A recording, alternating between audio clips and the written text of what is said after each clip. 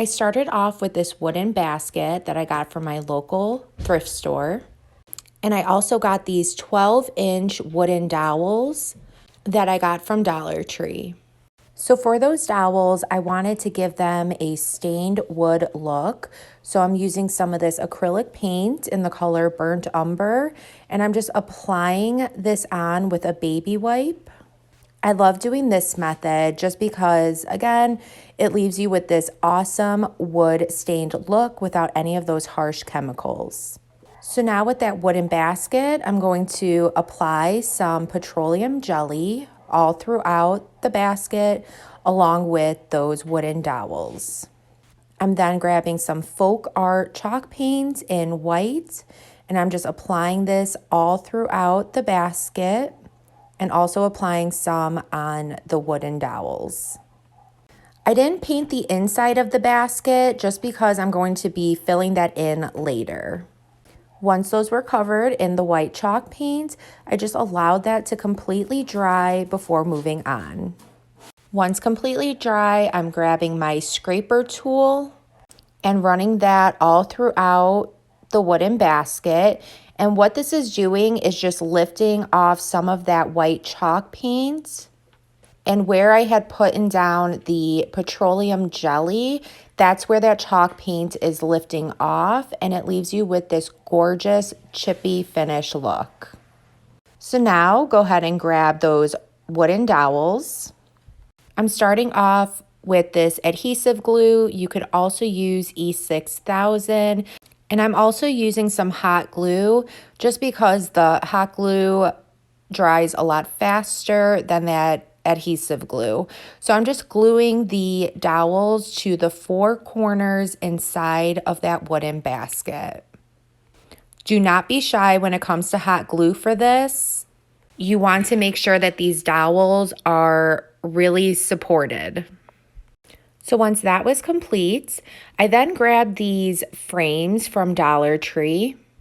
I used a total of 4 of these frames, and I'm just going to be using the metal part of this frame. So to be able to hold 2 of them together side by side, I'm just using a jumbo craft stick, applied some of that adhesive glue with a mixture of hot glue, and just place the popsicle stick right onto the back. I did also add 2 extra craft sticks just for more support.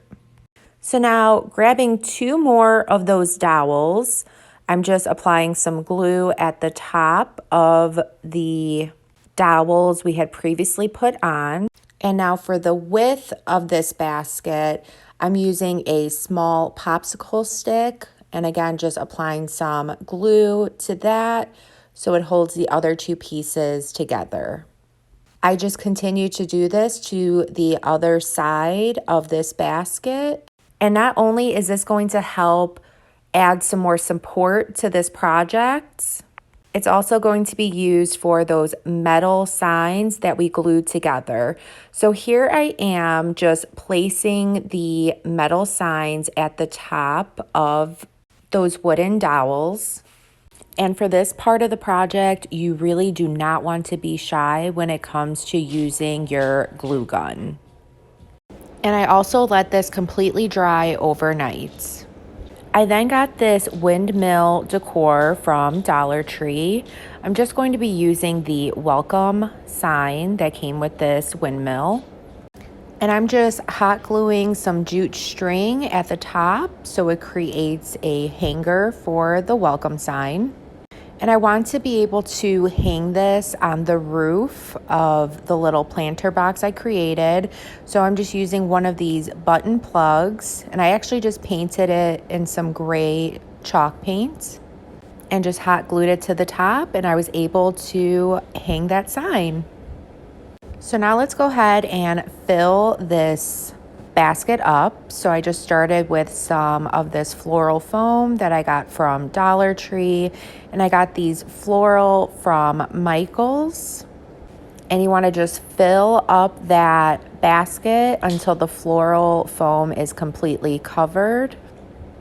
You could also put some mason jars in here and fill those up with some floral, or just fill it up with some Spanish moss and fill it up with small embellishments for the season or the holiday.